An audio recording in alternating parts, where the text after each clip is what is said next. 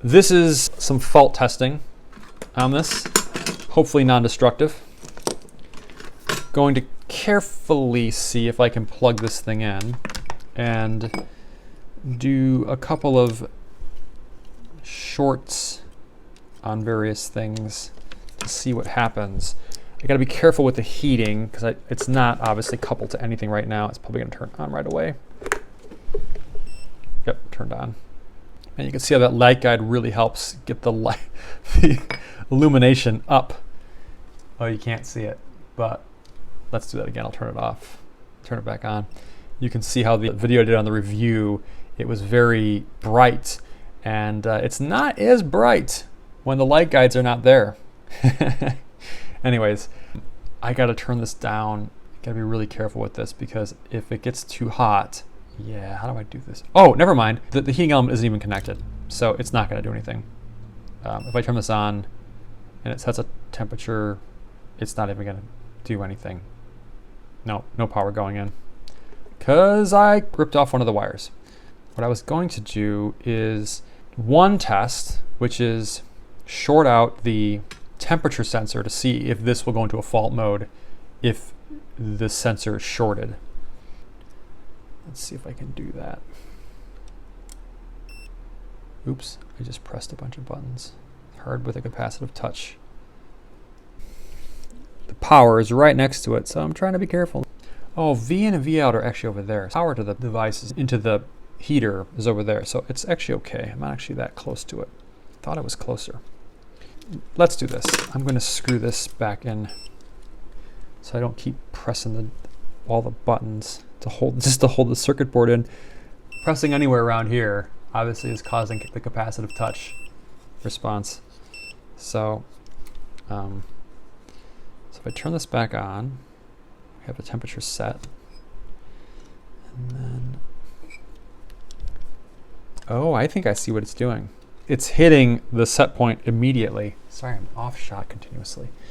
So if you see it at 73.1 degrees Fahrenheit, if I short out the sensor, it'll go right up to the set point immediately and stop.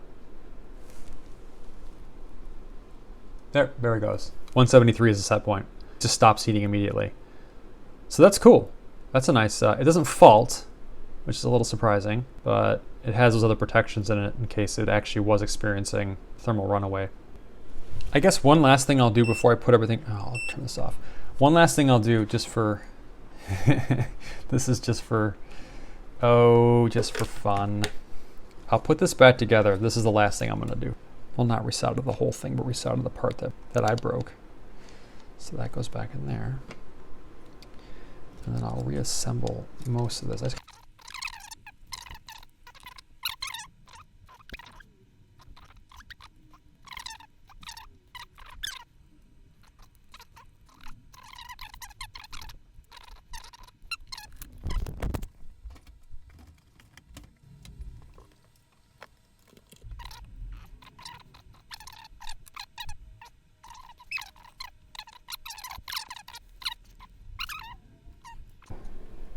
What I was originally thinking to do. These are two different wire gauges. It's a different gauge than this one is. Interesting. Maybe it's just what they were using. There we go. Now it's coming loose. Okay, so that wire is disconnected. Oh, it is through hole. Bummer. I'll have to solder suck it out. And disconnected the wrong wire. Gah! Shoot. Shoot. That's the one I wanted. I don't think it, actually I take it back. I don't think it was through hole. I think it's just sitting on top. It just seemed like it was through hole. Okay, that wire's disconnected. Nice. That's the one I wanted. There's the section of wire that I can just put back in place.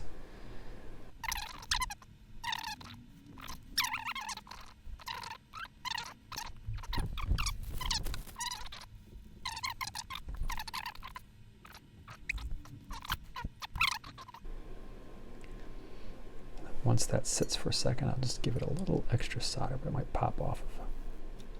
Yeah, it's not. I'll just tin it a little bit first. It's already tinned, but I'm just going to tin it a little bit more. There we go. Beautiful. That's what I wanted to see. Cool. So the other one. I have to pull this apart now.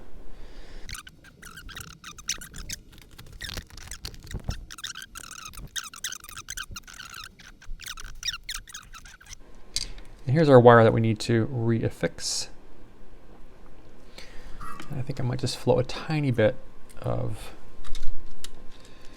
solder. Okay, there we go. And then I will hook this. You know, the other connection doesn't look great either. I'm not really happy with that other connection, so I might fix both. Whoa, I forgot. This doesn't have a lot of thermal mass, so it's going to take a little longer for it to take a little longer. That's a cold joint. I might need a lower temperature. I'm going to take it down from 650 to, let's do 550. There we go. Because I might be just heating it too quickly, and then you get cold joints, and you don't want cold joints. And let me get a little more solder in there. Still a little bit funky with the joint there. I'm going to back it down to, I think I can go down to the lowest 500. Just so you know, when you're these terminals, and then you're not dealing with a fiberglass substrate, you're dealing with a film. So there's not a lot of thermal mass there, nor do you have much in the way of something to spread that heat out. So you got to be careful. It's still kind of a little funky.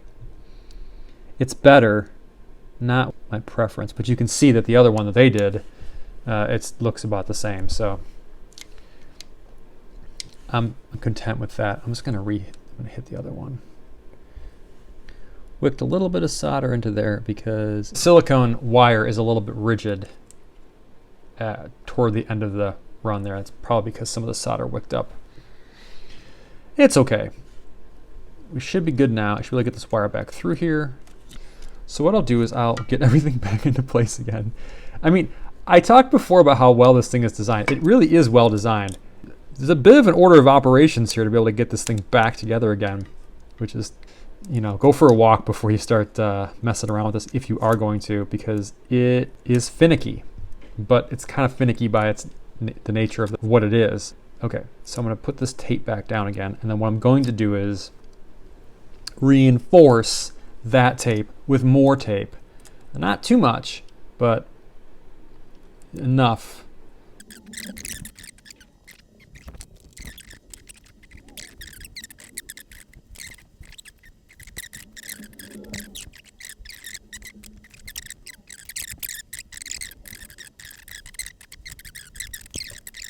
Everything looks pretty well aligned. Yeah, that looks pretty well aligned. Nothing's touching directly over the temperature sensor, thermal cutout, or thermal fuse. So I'm happy with that. If it does happen to cut out one of these things, then I'll just figure it out and probably buy a new one or make another video about it. So hopefully it still works after this. I think it will. It's just a matter of how well will it work. Pull this back through on the back side here. That's over in the corner. We have the one wire left to solder. Flip this around one more time so we can get it aligned and pressed down. There we go. There we go. There's a lot of wires. You got like 6 wires going all over the place. Trying to push the tape away to flatten this out, but this will spread it out nicely and screw it down. So then, and once it's screwed down, it'll really keep everything nicely situated. Let's flip it over. Let's solder this back in. So I'm going to try to get this oriented a little differently so that it's not directly in the same path as the other wire. And Oh, that's why it's, I need to get back up to 650 again. I'm like, why is this taking so long? Because the soldering iron's running at 450 degrees Fahrenheit, which is way too low for a printed circuit board. There we go. Yep, that's better. Cool. Okay, let's get this back on there.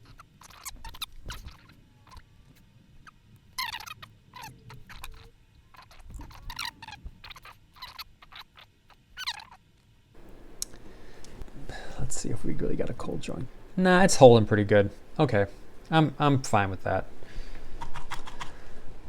It's more than likely the mix of the two different solders, and it's not particularly liking that. And now I may have messed up some stuff because I think I might need to flip that around this way, or flip this around this way. Yes, I know it's not optimal, but that's what I'm doing.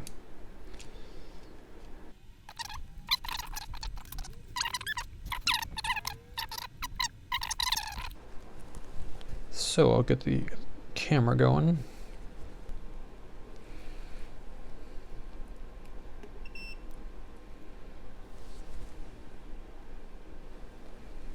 Okay. Turning on.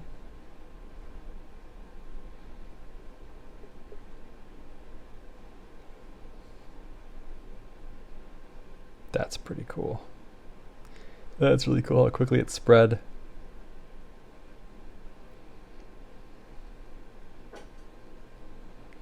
We'll do it one more time.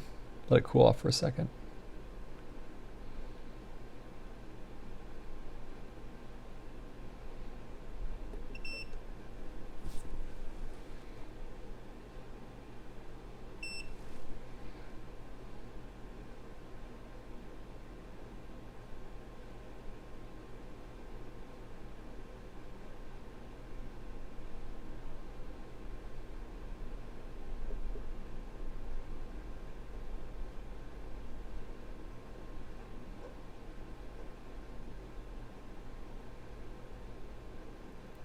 It heats up fast.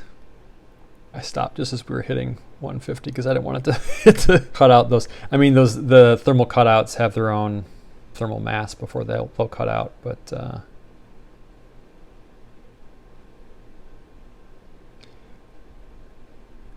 didn't want to get too close to that. But you can see how quickly it warms up and cools down and how it really relies on that thermal transfer. This is the aluminum piece here that really is helping transfer that heat, and then also the flat surface of whatever you're putting on here to help transfer that heat from here into the vessel or thing that you're trying to warm up.